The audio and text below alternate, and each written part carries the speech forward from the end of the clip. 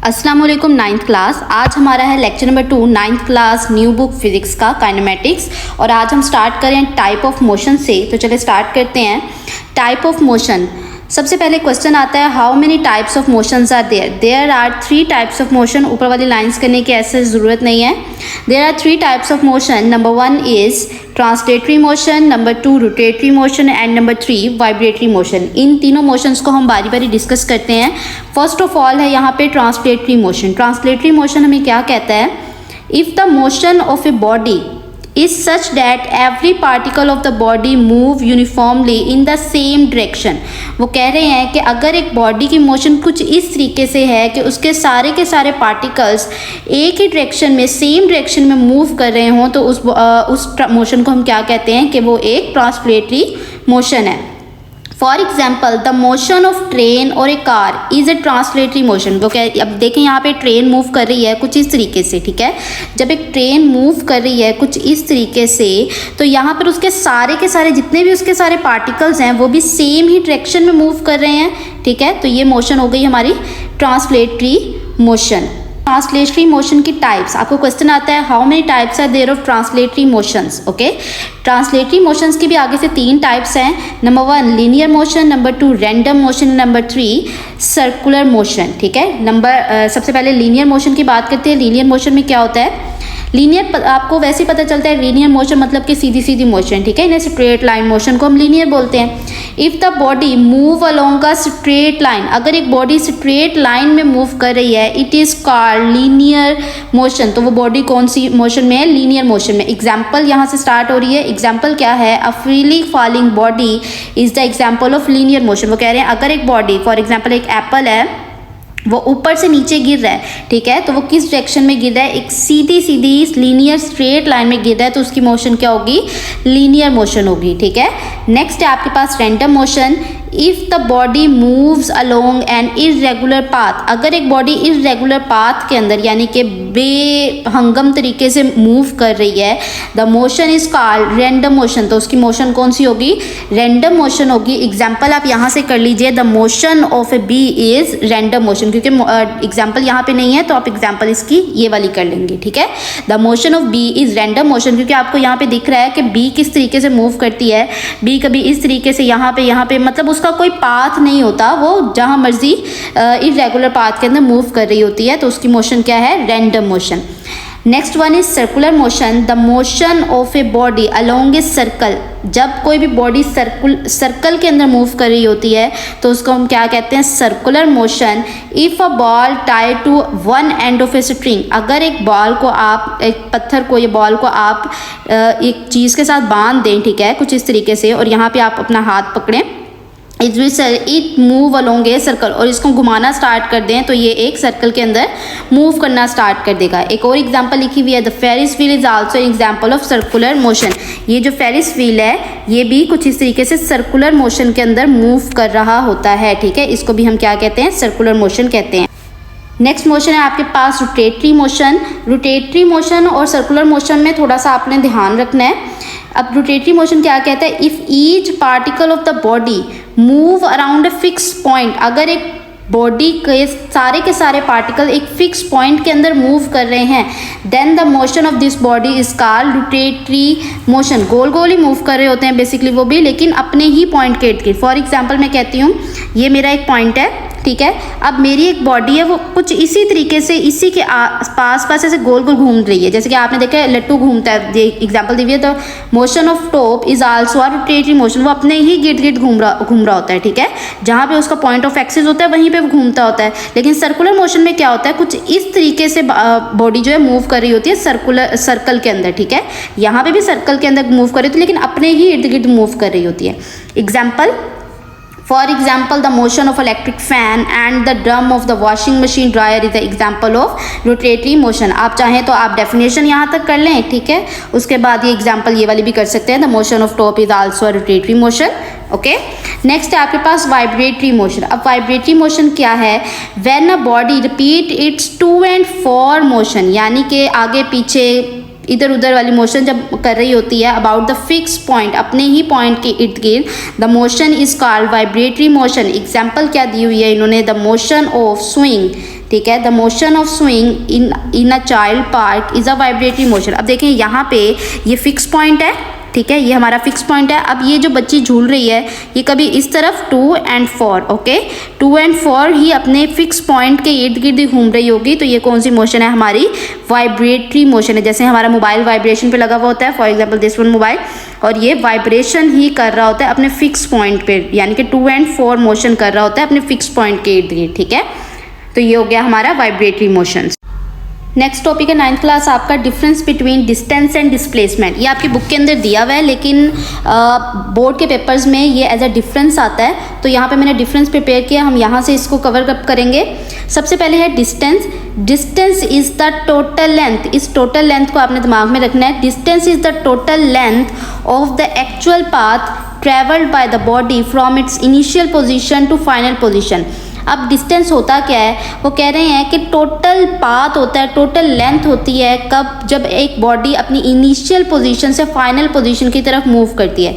Diagram की तरफ देखते हैं, ये मेरी इनिशियल पोजीशन है और ये मेरी फाइनल पोजीशन है। जो रास्ता मैंने इसके लिए सिलेक्ट किया है, जिस पाथ से, जिस रास्ते से मैं गुजरी हूँ, वो सारा का सारा जो टोटल पाथ है मेरा, वो क्या होगा, मेरा डिस्टेंस होगा, ठीक है। जो टोटल रास्ता मैंने कवर अप किया है वो सारा का सारा मेरा क्या होगा, डिस्टेंस होगा। नेक्स्ट है मेरे पास डिस्प्लेसमेंट। अब डिस्प्लेसमेंट क्या होती है, displacement is the short straight line, ये लफ्ज़ यहाँ से इंपॉर्टेंट है। Distance is the short straight line distance between initial and final position of the body. अब डिस्प्लेसमेंट भी फाइनल और इनिशियल पोजीशन के दरमियान में ही होती है, लेकिन ये किस तरीके से डिस्टेंस से थोड़ा डिफरेंस है। डिस्टेंस में हम क्या करते हैं, टोटल पाथ को कवर अप करते हैं, लेकिन यहाँ पर हम क्या करते हैं, डिस्प्लेसमेंट में हम क्या करते हैं, डिस्प्लेसमेंट में हम इनिशियल और फाइनल पोजीशन को देखकर एक शॉर्टकट बनाने की कोशिश करते हैं। जो शॉर्टकट होता है स्ट्रेट लाइन का, जो शॉर्टकट होता है स्ट्रेट लाइन का, उसको हम कहते हैं डिस्प्लेसमेंट। अब इस डायग्राम में भी आप देखो, ये मेरा डिस्टेंस है क्योंकि इसके अंदर मेरे टोटल पाथ कवर अप किया है इनिशियल पोजीशन से फाइनल पोजीशन तक जाते हुए, लेकिन अगर मैं इस फाइनल और इनिशियल पोजीशन का शॉर्टकट बनाऊं तो ये मेरा शॉर्टकट है और ये मेरा क्या है, डिस्प्लेसमेंट है, ठीक है। अब यहाँ पर एक और चीज़, टाइप ऑफ क्वांटिटी। अब ये किस टाइप की क्वांटिटी है, हमने 2 टाइप की क्वांटिटीज पढ़ी थी, स्केलर और एक पढ़ी थी vector. Scalar, distance is the scalar quantity. Distance जो है स्केलर क्वांटिटी है, क्यों, क्योंकि डिस्टेंस के अंदर हमें सिर्फ मैग्नीट्यूड की ज़रूरत पड़ती है, हमें डायरेक्शन की ज़रूरत नहीं पड़ती। अब अगर मैं इसी डायग्राम से इसको एक्सप्लेन करूं तो यहाँ पे देखें, ये हमारे पास डिस्टेंस है, क्या इसकी कोई डायरेक्शन है, नहीं, इसकी कोई डायरेक्शन नहीं आपको नज़र आ रही, ठीक है। लेकिन अगर मैं डिस्प्लेसमेंट की बात करूँ, displacement is the vector quantity. Displacement क्या है, एक वेक्टर क्वांटिटी है, यानी कि इसकी मैग्नीट्यूड भी है और डायरेक्शन भी है। अब इस डायग्राम के अंदर आप देखो, ये एक वेक्टर ही तो है, आपने ऐसे ही पढ़ा ना वेक्टर, कुछ इस तरीके से straight line with an arrow head, ऐसे ही था वेक्टर। तो इसका मतलब जो डिस्प्लेसमेंट है वो एक वेक्टर क्वांटिटी है, जबकि एक डिस्टेंस जो है वो एक स्केलर क्वांटिटी है। पाथ डिपेंडेंस, अब हमारे पास जो डिस्टेंस है वो किस चीज़ पर डिपेंड करती है, पाथ पे डिपेंड करती है या नहीं करती है, और डिस्प्लेसमेंट पाथ पे डिपेंड करती है या नहीं करती है, हमने ये देखना है। डिस्टेंस डिपेंड ऑन पाथ, ये जो डिस्टेंस है वो पाथ के ऊपर डिपेंड करता है, क्योंकि हम वो जो टोटल पाथ होता है हमने उसको कंसीडर करना होता है किसके अंदर, डिस्टेंस के अंदर। तो ये डिपेंड करता है पाथ पे, taken by the object and change with different route. जाहिर है हम कोई अगर डिफरेंट रूट लेंगे तो उसके लिए डिफरेंट डिस्टेंस होगा, ठीक है। लेकिन displacement does not depend on the path, ये डिपेंड नहीं करती पाथ के ऊपर। क्यों नहीं डिपेंड करती, क्योंकि ये तो शॉर्टकट है, ये सिर्फ डिपेंड करती है फाइनल पोजीशन पर और इनिशियल पोजीशन पर। It only depend on initial and final position. ये एज एन MCQs भी है कि डिस्टेंस जो है किस चीज़ के ऊपर डिपेंड करती है, इनिशियल एंड फाइनल पोजीशन के ऊपर डिपेंड करती है, पाथ के ऊपर डिपेंड नहीं करती है। नेक्स्ट पॉइंट देखते हैं, पॉसिबिलिटी ऑफ जीरो। अब हमने बताना है क्या डिस्टेंस जीरो हो सकता है, ये डिस्प्लेसमेंट जीरो हो सकता है या नहीं हो सकता। Distance is never zero if the object has move. अगर तो कोई भी ऑब्जेक्ट अपनी जगह से हिली है, अपनी जगह से हिलकर उसने पाथ कवर अप किया है, तो उसका डिस्टेंस कभी भी जीरो नहीं होगा। देखिए एक ये पॉइंट है, एक ये पॉइंट है। अगर वो इधर से इधर गई है, ठीक है, अगर वो इधर से इधर गई है तो उसका कोई ना कोई डिस्टेंस जरूर होगा। हो सकता है 5 किलोमीटर हो, ठीक है, कुछ भी उसका डिस्टेंस हो सकता है। लेकिन displacement can be zero, displacement कभी भी जीरो हो सकता है। डिस्प्लेसमेंट कैसे जीरो हो सकता है? अब देखिए हो सकता है ना, हमने क्या करना होता है, हमने फाइनल पोजीशन और इनिशियल पोजीशन को देखना होता है डिस्प्लेसमेंट में। अगर मैं कहूँ ये मेरी इनिशियल पोजीशन है और ये मेरी फाइनल पोजीशन है, अगर एक बॉडी इनिशियल पोजीशन से निकलकर यहाँ गई, ठीक है, फाइनल पोजीशन पे गई और वापस अपनी इनिशियल पोजीशन पर ही वापस आ गई, तो मुझे बताएं अब यही इसकी इनिशियल पोजीशन है, यही इसकी फाइनल पोजीशन है, तो इनिशियल माइनस फाइनल क्या आएगा आंसर? जीरो आंसर आएगा। यानी कि डिस्प्लेसमेंट क्या हो सकती है? जीरो हो सकती है अगर if the object return to its original position, अगर कोई भी ऑब्जेक्ट दोबारा से घूमकर अपनी ओरिजिनल पोजीशन पर ही वापस आ जाए तो डिस्प्लेसमेंट क्या हो सकती है? जीरो हो सकती है। नेक्स्ट है आपका measurement of path. Distance can be measured along any path. Distance किसी भी पाथ से मेजर किया जा सकता है। ये स्ट्रेट भी हो सकता है डिस्टेंस, ये कर्व भी हो सकता है और जिगजैग पोजीशन में भी हो सकता है। लेकिन अगर मैं डिस्प्लेसमेंट की बात करूं, हमने ऊपर ही कहा था displacement is measured along a straight line. ये बिल्कुल एक स्ट्रेट लाइन होती है जो कि इनिशियल और फाइनल पोजीशंस को कनेक्ट करती है, ठीक है। फार्मूला यूज इसके लिए हम क्या करते हैं, डिस्टेंस के लिए फार्मूला है स्पीड एंड टाइम, और डिस्प्लेसमेंट के लिए फार्मूला है हमारे पास velocity and time. Velocity is also vector quantity and speed is a scalar quantity. इन दोनों का भी हम आगे डिस्कस करेंगे। यूनिट ऑफ मेजरमेंट, अब इसका यूनिट क्या है? SI unit. The SI unit of distance is metre, इसका भी मीटर होता है, और SI unit of displacement is also metre. लेकिन हम डिस्प्लेसमेंट के साथ एक और चीज़ ऐड करते हैं, डायरेक्शन ऐड करते हैं इसकी, ठीक है। लेकिन इन दोनों का यूनिट जो है वो बिल्कुल सेम होता है। प्रेजेंटेशन, अब आप डिस्टेंस को किस तरीके से रिप्रेजेंट करेंगे और डिस्प्लेसमेंट को। आपको पता है डिस्टेंस जो है एक स्केलर क्वांटिटी है और स्केलर क्वांटिटी के पास सिर्फ मैग्नीट्यूड होती है। हमने पढ़ा था कि स्केलर क्वांटिटी को सिर्फ एक इटैलिक वर्ड से रिप्रेजेंट करते हैं without an arrow head. Same यहाँ पे बात लिखी हुई है, distance is represented as numerical value and is not shown with an arrow. इसके साथ कोई भी एरो हम नहीं लगाते। इसी के साथ अगर हम डिस्प्लेसमेंट की बात करें, डिस्प्लेसमेंट इज अ, क्या होता है displacement? Displacement is a vector quantity. तो हमने क्या पढ़ा था, displacement is usually represented with an arrow including both magnitude and direction. हम कैसे लिखते हैं, एक लेटर लिखते हैं जो भी हमारे वेक्टर का नाम होता है और उसके ऊपर छोटा सा एरो हेड लगा देते हैं, ये हमारा हो जाता है वेक्टर की रिप्रेजेंटेशन। और डिस्प्लेसमेंट को भी हम कुछ इसी तरीके से रिप्रेजेंट करते हैं। कंपैरिजन विथ ईच अदर, इसका कंपैरिजन देख लेते हैं, कौन सी चीज़ ज़्यादा बड़ी होती है और कौन सी चीज़ छोटी। Displacement between 2 points is always greater than और इक्वल। ये बात याद रखनी, एमसीक्यूज के अंदर पूछा जाता है डिस्प्लेसमेंट ग्रेटर होता है, डिस्टेंस ग्रेटर होता है डिस्प्लेसमेंट से या छोटा होता है।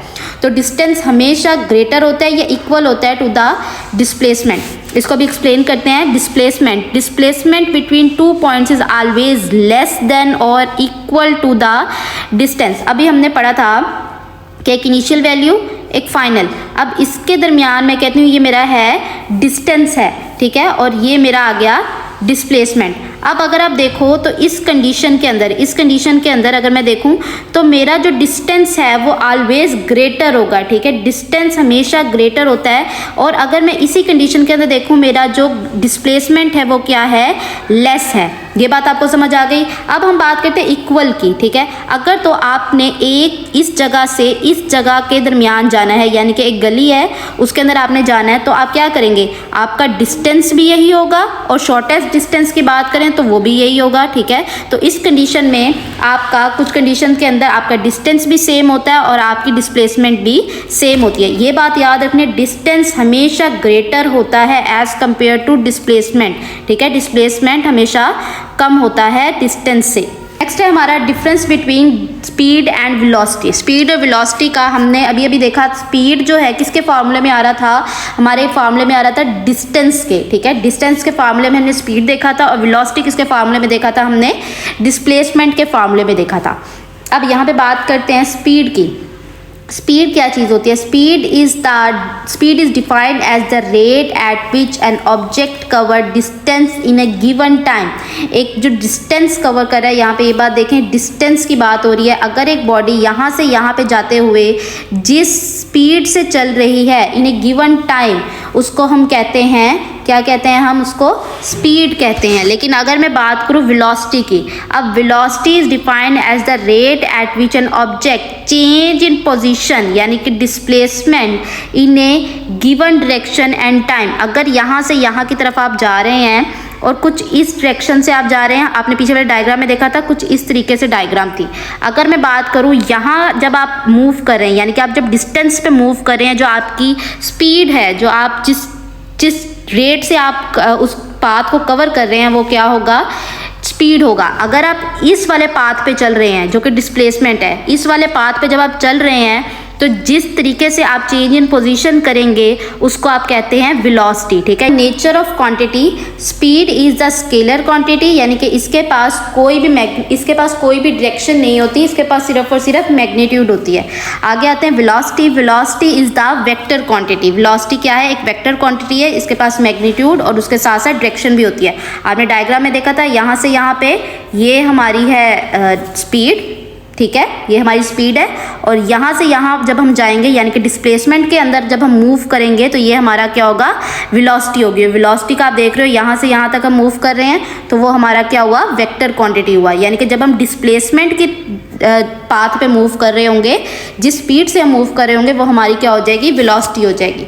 फार्मूला देख लेते हैं। Speed is equal to distance divided by time and velocity is equal to distance divided by time. ठीक है। स्पीड भी एक स्केलर क्वांटिटी है और डिस्टेंस भी एक स्केलर क्वांटिटी है। यहाँ पे वेलोसिटी एक वेक्टर क्वांटिटी है और डिस्प्लेसमेंट भी एक वेक्टर क्वांटिटी ही है।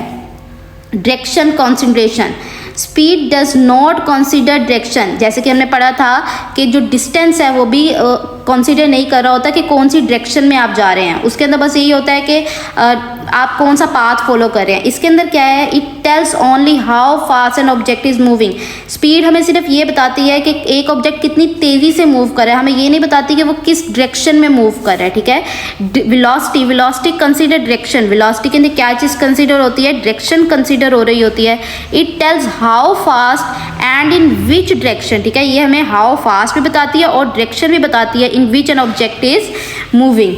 Possibility of zero, speed becomes zero only if the object is at complete rest. अगर एक बॉडी अपनी जगह से हिली ही नहीं है, ठीक है, जब वो मूव ही नहीं की, तो उसकी पॉसिबिलिटी क्या होगी? वो क्या हो जाएगा? जीरो होगा। अगर हम वेलोसिटी की बात करें, वेलोसिटी बिकम जीरो। वेलोसिटी कब जीरो होगी? If the object return to its starting point resulting in zero displacement. यानी कि जब यहाँ से यहाँ पे जिस तरह डिस्प्लेसमेंट जीरो हो गया था, यहाँ से जाने के बाद जब वो दोबारा अपनी फाइनल पोजीशन पे आ जाएगी तो उसका डिस्प्लेसमेंट जब जीरो हो जाएगा तो यहाँ पर वेलोसिटी भी हमारी क्या हो जाएगी? जीरो हो जाएगी। ठीक है। जैसे कि अगर मैं कहूँ यहाँ पर मैं फॉर्मूले के अंदर ही पुट करके दिखाऊँ, स्पीड कब जीरो होगी मेरी? जब डिस्टेंस मेरा जीरो होगा। जब डिस्टेंस कब जीरो होता है बेटा? डिस्टेंस उस वक्त जीरो होता है जब बॉडी कंप्लीट रेस्ट पर होती है। अगर मैं वेलोसिटी की बात करूँ, वेलोसिटी कब जीरो होगी? डिस्प्लेसमेंट जब मेरा जीरो होगा। डिस्प्लेसमेंट कब जीरो होगा मेरा? हमने ऊपर पढ़ा था, जब एक बॉडी अपनी फाइनल पोजीशन पर घूमकर वापस आ जाएगी। ठीक है, यहाँ पे यही लिखा हुआ है, resulting in zero displacement. Zero displacement होगा तभी तो वेलोसिटी जीरो आएगी ना, इसी की तरीके से। और डिस्प्लेसमेंट कब जीरो होता है? जब एक बॉडी अपनी प्रीवियस पोजीशन पर वापस आ जाती है। ग्राफिकल रिप्रेजेंटेशन की बात करते हैं। The area under the speed time graph. Speed time graph होता है, आप आगे इसको अच्छे तरीके से पढ़ेंगे। स्पीड टाइम ग्राफ जो एरिया है उसके अंदर वो किस चीज़ को रिप्रेजेंट कर रहा होता है? टोटल डिस्टेंस ट्रैवल्ड को, यानी कि डिस्टेंस को ही वो रिप्रेजेंट कर रहा होता है speed time graph. As an MCQs ये लाइन्स हैं। और area under the velocity time graph, area under the velocity time graph किस चीज़ को रिप्रेजेंट कर रहा होता है? टोटल डिस्प्लेसमेंट को रिप्रेजेंट कर रहा होता है।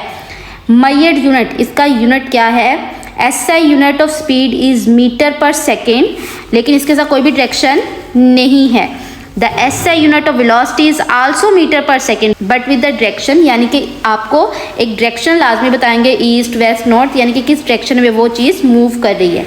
रिप्रेजेंटेशन की बात करें, स्पीड जैसे कि एक स्केलर क्वांटिटी है तो ये सिंपल एक न्यूमेरिकल वैल्यू से ही कंसीडर होगी। Speed is represented as simple numerical value without an arrow, यानी कि ये सिंपली इस तरीके से एस लिखेंगे हम और ये स्पीड हमारे पास हो जाएगी। लेकिन अगर वेलोसिटी की बात करूँ, वेलोसिटी एक जो है वेक्टर क्वांटिटी है, तो सिंपल बात है ये एरो के साथ इंडिकेट होगी। अगर मैं वेलोसिटी को कुछ इस तरीके से लिखूँ तो ये इस तरीके से हमारे पास आएगी। अगर एग्जाम्पल की बात करें, एग्जाम्पल देखते हैं, a car travelling at 60 kilometre per hour और a person running 5 metre per second are an example of speed. यानी कि अगर आप देखो यहाँ पर उसने नहीं बताया, सिर्फ बताया कि 60 किलोमीटर पर आवर मूव कर रही है कार, और एक बंदा जो है, एक इंसान जो है 5 मीटर पर सेकेंड मूव कर रहा है, लेकिन ये नहीं बताया कि किस डायरेक्शन में मूव कर रहा है। ठीक है, अगर मैं यहाँ पे देखूँ अ कार, मैं यहाँ पे वेलोसिटी की बात करूँ, अगर a car moving at 60 kilometre per our east, देखिए इसके साथ ईस्ट बताया उन्होंने, और साथ में अगर मैं यहाँ पे बात करूँ बाल थ्रोन अपवर्ड, यहाँ पे देखो अपवर्ड बताया उन्होंने, यानी कि डायरेक्शन बताई है at 10 ms-1 are examples of velocity. यानी कि वेलोसिटी के अंदर हमें न्यूमेरिकल वैल्यू, यूनिट और साथ में उसकी डायरेक्शन भी लाजमी मिलती है। एग्जाम्पल की तरफ देखते हैं, यहाँ पे देखें speed, speed is simply how fast you are travelling, आप किस स्पीड के साथ मूव कर रहे हैं, यहाँ पर ये बात पता चलती है। यानी कि अगर मैं यहाँ पे देखूँ, the speed is, the car is travelling at the speed of 20 metre per second, लेकिन अगर वेलोसिटी के अंदर इसको चेंज किया जाए तो velocity is speed in given time, speed ही होती है ये, लेकिन स्पीड के साथ हमने क्या चीज़ प्लस कर देनी होती है, हमने प्लस कर देनी होती है direction. The car is travelling eight velocity of 20 ms-1 toward east, यानी कि स्पीड के साथ how fast a body is travelling plus direction. ये हमने ऊपर भी डिस्कस की, ये हमारे पास इनिशियल वैल्यू, ये हमारे पास फाइनल वैल्यू, ठीक है, फाइनल पोजीशन। और यहाँ से यानी कि इस डिस्टेंस से जब हम मूव कर रहे होते हैं, डिस्टेंस हमने ऊपर पढ़ा था, डिस्टेंस ही है ना, ये डिस्टेंस के अंदर जब हम मूव कर रहे होते हैं, हाउ फास्ट वी ट्रैवल, तो ये हमारी क्या हो जाती है, स्पीड। और इनिशियल और फाइनल पोजीशन के दरमियान में जब हम शॉर्टकट लगाकर डिस्प्लेसमेंट की डायरेक्शन में जब हम मूव कर रहे होते हैं तो वो हमारी क्या हो जाती है, वेलोसिटी हो जाती है। नेक्स्ट डिफरेंस है आपका uniform velocity and non uniform velocity. ठीक है, यूनिफॉर्म का मतलब मैं अगर आपको सिंपल वे में बताऊं, जो कि स्मूथली चल रहा हो, ठीक है, उसको हम यूनिफॉर्म बोलते हैं, और नॉन यूनिफॉर्म उसको बोलते हैं जो स्मूथली ना हो, इरेगुलर हो। ठीक है, uniform velocity refer to the motion of the body in straight line, वो वाली बॉडी का मोशन जो कि स्ट्रेट लाइन में मूव कर रहा है, when it cover equal displacement, इस बात को याद रखना, equal displacement in equal interval of time without any change in speed और डायरेक्शन। आपने स्पीड और डायरेक्शन चेंज नहीं करनी और अपना इक्वल डिस्टेंस डिस्प्लेसमेंट कवर करना है इन equal interval of time. For example, मैं कहती हूँ एक गाड़ी है और कुछ एक और गाड़ी बना देती हूँ यहाँ पे, ठीक है, जब टाइम मैं कहती हूँ 5 मिनट गुजरे, ठीक है, तो बॉडी ने 2 किलोमीटर सफ़र तय किया था, फिर अगले 5 मिनट गुजरे, यानी कि अब 10 मिनट हो गए गाड़ी को चले हुए, तो गाड़ी ने अब 4 किलोमीटर सफ़र पूरा कर लिया, यानी कि इक्वल इंटरवल पूरा किया। पहले 2 था और इक्वल ही दोबारा उसने पूरा किया, यानी कि इक्वल का मतलब क्या है कि एक बॉडी ने अपनी स्पीड चेंज नहीं की। अगर वो स्पीड चेंज करता तो पहले 2 था, अब हो सकता 5 हो जाता, यानी कि 3 का डिफरेंस आ सकता था, लेकिन पहले भी 2 का ही डिफरेंस आया, यानी कि पहले 0 से लेकर 2 का डिफरेंस आया, ठीक है, 2 किलोमीटर उसने फासला तय किया। फिर जब अगले 5 मिनट गुजरे उसने फिर से 2 किलोमीटर का ही डिस्टेंस कवर अप किया, यानी कि सेम डिस्टेंस वो कवर अप करता जा रहा है। इसी तरीके से अगर मैं कहूँ अब हो गया टाइम 15 मिनट, ठीक है, अब 15 मिनट हो गया, अब जब मैंने दोबारा देखा तो बॉडी ने 6 किलोमीटर सफ़र तय कर लिया था, यानी कि दोबारा से 2 का ही डिफरेंस आ रहा है। Equal time equal displacement cover करना है उसने इन इक्वल इंटरवल ऑफ टाइम। देखें, इक्वल इंटरवल ऑफ टाइम था 5, 10, 15 इक्वल टाइम था और इक्वल ही इंटरवल, इक्वल ही डिस्प्लेसमेंट था, ठीक है, विदाउट चेंज इन स्पीड। इसका मतलब है वो स्पीड और डायरेक्शन चेंज नहीं कर रहा, इसीलिए उसका इक्वल डिस्प्लेसमेंट और इक्वल इंटरवल ऑफ टाइम आ रहा है, ठीक है। अब नेक्स्ट चलते हैं नॉन यूनिफॉर्म की तरफ। नॉन यूनिफॉर्म क्या होगा, सिंपल सी बात है, जिसके अंदर वो equal displacement in equal interval of time cover नहीं कर रहा होगा, ठीक है। Non uniform velocity refer to the motion in which a body cover unequal displacement in equal interval of time, यानी कि इक्वल इंटरवल ऑफ टाइम तो equal होगा, लेकिन जो बॉडी ने डिस्प्लेसमेंट कवर किया वो इक्वल नहीं होगा। क्यों इक्वल नहीं होगा? क्योंकि वो चेंज इन स्पीड कर देगा, ये डायरेक्शन चेंज कर देगा अपनी, या बोथ चेंज कर होगा। जैसे कि मैं कह सकती हूँ कि एक बॉडी है, उसने चलना शुरू किया, 0 टाइम था उस वक़्त, ठीक है, और 0 ही उसका स्पीड था, यानी कि उसकी वेलोसिटी भी 0 थी। आगे 5 मिनट गुजरे, ठीक है, 5 मिनट गुजरे और उसकी जो वेलोसिटी थी वो 2 हो गई, ठीक है। आगे दोबारा से 5 मिनट ही गुजरे, यानी कि अब 10 मिनट हो गए और अब उसकी वेलोसिटी जो है वो मैं कह देती हूँ 6 हो गई, ठीक है। पहले कितने का डिफरेंस था? 2 का, यानी कि 0 से लेकर 2 का डिफरेंस था। अब देखें 2 से लेकर 6 तक का कितने का डिफरेंस बन रहा है? 2, 3, 4, 5 एंड 6, यानी कि 4 का डिफरेंस बन रहा है। इक्वल डिस्टेंस तो नहीं हुआ ना, इक्वल तो उसने कवर अप नहीं किया, पहले 2 का कवर अप कर रहा था, अब 4 का कवर अप कर रहा है, ठीक है। यानी कि पहले वो थोड़ा स्लो चल रहा था, अब वो थोड़ा फास्टली चल रहा है, चेंज इन स्पीड हो गई है उसकी, इस वजह से वो अनइक्वल डिस्प्लेसमेंट कवर अप कर रहा है, ठीक है।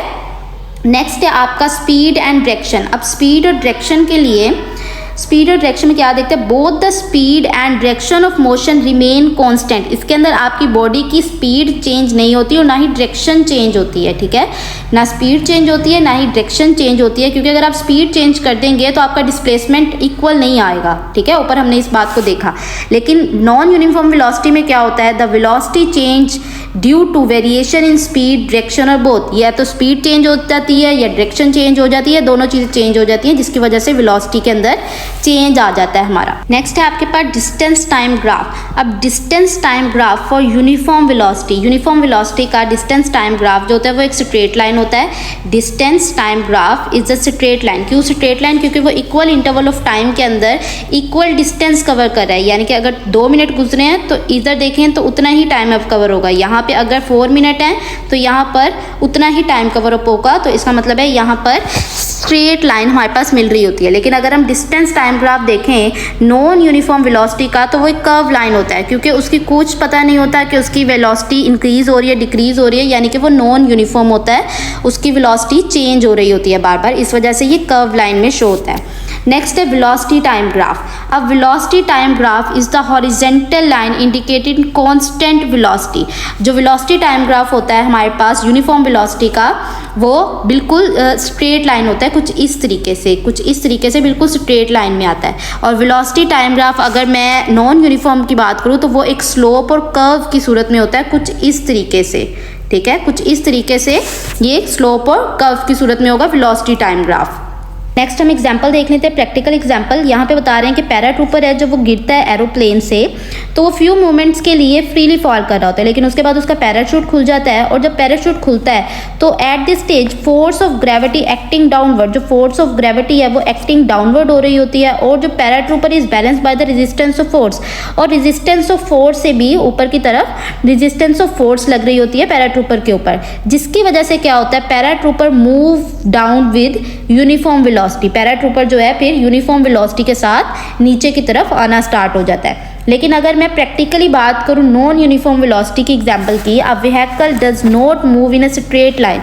जो व्हीकल होती है हमारी, वो किसी भी कहीं पे भी जा रहे हैं तो वो स्ट्रेट लाइन में तो मूव करती नहीं है, उसकी डायरेक्शन तो चेंज होती रहती है। हम कहीं पे भी जा रहे हैं तो इसका मतलब वो डायरेक्शन तो चेंज होगी। इट चेंज इट स्पीड और डायरेक्शन फ्रिक्वेंटली। अगर कोई इंसान साइकिल चला रहा है तो कभी वो ज़्यादा पैडल मार देगा तो थोड़ी सी स्पीड तेज़ भी तो हो सकती है ना उसकी, और किनारे पे से गुजर रहा है, कभी कहीं से गुजर रहा है, आपको पता है सड़कें भी कैसी हैं, तो उसकी स्पीड तो चेंज होगी, तो उसकी जो वेलोसिटी है वो नॉन यूनिफॉर्म वेलोसिटी होगी। सिंपल। ऑकरेंस इन नेचर की बात करें तो यूनिफॉर्म वेलोसिटी जो एक आइडियल और थ्योरेटिकल मोशन है, यानी कि ये एक आइडियल केस है, ऐसा होना बहुत ज़्यादा मुश्किल है। Really achieved in real life, ये रियल लाइफ के अंदर बहुत मुश्किल से अचीव होता है। क्यों मुश्किल से अचीव होता है? क्योंकि फ्रिक्शंस होते हैं, टर्न्स होते हैं, ऑब्स्टेकल होते हैं। मैंने भी बात की, जब एक बंदा साइकिल पर जा रहा होता है तो काफ़ी ज़्यादा ख़राब रोड होते हैं वहाँ पे भी, तो नॉन यूनिफॉर्म वेलोसिटी इजीली हो जाती है हमारी। कॉमन इन लाइफ के अंदर हमारे जो वेलोसिटी होती है वो नॉन यूनिफॉर्म वेलोसिटी होती है, क्योंकि most vehicles and natural object exhibit non uniform velocity due to changing condition. क्योंकि हमारे तो इतने आइडियल रोड भी नहीं है कि हम बिल्कुल स्ट्रेट लाइन और बिल्कुल अच्छे तरीके से चल सकें, तो इस वजह से चेंजिंग कंडीशंस आती रहती हैं, जिसकी वजह से हमारी नॉन यूनिफॉर्म वेलोसिटी हो जाती है। Difference between acceleration and velocity. Acceleration और वेलोसिटी के दरमियान में डिफरेंस देख लेते हैं। एक्सेलरेशन क्या होता है? Acceleration is the rate of change of velocity of the object, rate of change of velocity. Velocity जब चेंज होती है तो वो हम उसको कह देते हैं एक्सेलरेशन, ठीक है। वेलोसिटी क्या होती है? Velocity refer to the rate of change of displacement. जब डिस्प्लेसमेंट चेंज होता है तो उसको हम कहते हैं वेलोसिटी। जैसे कि पहले डिस्प्लेसमेंट चेंज होगा तो क्या बनेगी? वेलोसिटी। वेलोसिटी चेंज होता है तो क्या बनता है हमारे पास? एक्सेलरेशन बनता है। एक्सेलरेशन का फार्मूला देख लेते हैं, वेलोसिटी ओवर टाइम, और वेलोसिटी का फार्मूला देख लेते हैं, डिस्प्लेसमेंट ओवर टाइम। ऐसे यूनिट की बात करें तो एक्सेलरेशन का यूनिट बनता है मीटर पर स्क्वायर और वेलोसिटी का यूनिट बनता है metre per second. Difference between positive and negative acceleration. अब एक्सेलरेशन हमने पढ़ लिया, rate of change of velocity. अब पॉजिटिव और नेगेटिव एक्सेलरेशन का क्या मतलब है? पॉजिटिव की बात करें, when the velocity of the object increase with time, जब वेलोसिटी ऑफ द ऑब्जेक्ट जो है इंक्रीज विद द टाइम हो रही हो तो उसको हम कहते हैं पॉजिटिव एक्सेलरेशन। नेगेटिव एक्सेलरेशन क्या होती है? जब velocity of the object decrease with time, जब वेलोसिटी जो है डिक्रीज कर रही हो टाइम के साथ साथ, यानी कि एक बॉडी पहले तो नॉर्मल चल रहा था, उसके बाद उसकी जो पहले वाली स्पीड थी, पहले वाली जो वेलोसिटी थी उससे भी कम हो गई, यानी कि पहले वो 4 की स्पीड से चला, 4 की वेलोसिटी से चल रहा था, उसके बाद उसकी 2 की वेलोसिटी हो गई, तो इसका मतलब है उसकी जो वेलोसिटी है वो कम हो गई, तो वो हो गया नेगेटिव एक्सेलरेशन। क्योंकि देखें चेंज उनका हमने निकालना है, चेंज ही तो हमने फाइंड आउट करना होता है ना एक्सेलरेशन में, चेंज इन वेलोसिटी। तो जब चेंज इन वेलोसिटी हम देखेंगे तो जाहिर है वो नेगेटिव आएगा हमारे पास। अब acceleration and velocity are in same direction, इसके अंदर वेलोसिटी पॉजिटिव एक्सेलरेशन के अंदर एक्सेलरेशन और वेलोसिटी सेम डायरेक्शन में होते हैं, बट नेगेटिव एक्सेलरेशन की बात करें तो एक्सेलरेशन और वेलोसिटी जो है ऑपोजिट डायरेक्शन में होते हैं। यहाँ पे देखते हैं कार इज स्पीडिंग अप। जब आप पॉजिटिव एक्सेलरेशन होता है तो कार स्पीड अप हो रही होती है, ठीक है, कार स्पीड अप हो रही होती है। मैं बात करती हूँ, पहले जो कार की स्पीड थी, कार की जो वेलोसिटी थी वो 2 थी, उसके बाद जो कार की वेलोसिटी है वो 4 है, ओके। यहाँ पे अगर बात करूँ the car is slow down, तो कार जो है वो स्लो डाउन हो रही है। पहले उसकी कार की स्पीड 1 थी और उसके बाद 1 हो गई, ठीक है, यानी कि कम हो गई। मैं इस तरीके से बात कर लेते हैं। इसके अंदर क्या हो रहा है? वेलोसिटी इंक्रीज हो रही है। यही बात की है ना मैंने कि वेलोसिटी क्या हो रही है? इंक्रीज हो रही है। लेकिन अब यहाँ पे देखो तो यहाँ पे वो क्या कह रहे हैं? एक्सेलरेशन भी इंक्रीज हो रहा है, एक्सेलरेशन इंक्रीज हो रहा है, यानी कि रेट चेंज इंक्रीज हो रहा है। बट अगर मैं यहाँ पे बात करूँ तो एक्सेलरेशन डिक्रीज हो रहा है। अगर ये 2 और 1, यानी कि इन दोनों का जब मैं चेंज मैयर करूँ, 1 - 2 करूँ, ओवर 2 कर दूँ, तो हमारे पास वैल्यू हमेशा माइनस में, यानी कि बहुत ज़्यादा कम आएगी। एक्सेलरेशन क्या हो रहा है? डिक्रीज हो जाता है इस सूरत के अंदर। ये मेन डिफरेंस है आपके पॉजिटिव एंड नेगेटिव एक्सेलरेशन के। और जो नेगेटिव एक्सेलरेशन है आपके पास उसको हम क्या कहते हैं? उसको कहते हैं हम रिटार्डेशन, ठीक है। रिटार्डेशन के नाम से या डी एक्सेलरेशन के नाम से भी शॉर्ट क्वेश्चन आता है। नेक्स्ट शॉर्ट क्वेश्चन है आपका uniform acceleration and non uniform acceleration. Same velocity जैसा ही है। A body has uniform acceleration, body के पास कब यूनिफॉर्म एक्सेलरेशन होगी? जब उसकी वेलोसिटी जो है चेंज एट यूनिफॉर्म स्पीड, जब उसकी वेलोसिटी जो है सेम स्पीड के साथ सेम चेंज हो रही होगी, यानी कि ज़्यादा कम ना हो रही हो, तो वो हमारी क्या होती है? यूनिफॉर्म एक्सेलरेशन होता है। नॉन यूनिफॉर्म की बात करें, a body has non uniform acceleration if its velocity change at non uniform rate, जब उसकी वेलोसिटी जो है नॉन यूनिफॉर्म रेट के साथ इंक्रीज या डिक्रीज कर रही होती है, तो हम उससे कहते हैं कि ये नॉन यूनिफॉर्म एक्सेलरेशन है। Example, a free falling body, ठीक है, जैसे कि हमने पैराट्रूपर की बात की थी। उसके बाद यूनिफॉर्म सर्कुलर मोशन, एग्जाम्पल देख लेते हैं हम। यहाँ पे वेलोसिटी टाइम ग्राफ दिया हुआ है, यहाँ पर स्ट्रेट लाइन ऐसे आ रही होती है कि इक्वल इंटरवल ऑफ टाइम के साथ इक्वल वेलोसिटी आ रही होती है, तो इसका मतलब है यहाँ पर यूनिफॉर्म एक्सेलरेशन है। और यहाँ पर देखिए वेलोसिटी और यहाँ पे टाइम, यहाँ पे वेलोसिटी ऑफ टाइम बिल्कुल भी यूनिफॉर्म नहीं है, यानी कि अगर वेलोसिटी और टाइम को हम देखें और वेलोसिटी की जब हम रेट ऑफ चेंज लें तो हमारी यहाँ पे वेलोसिटी जो है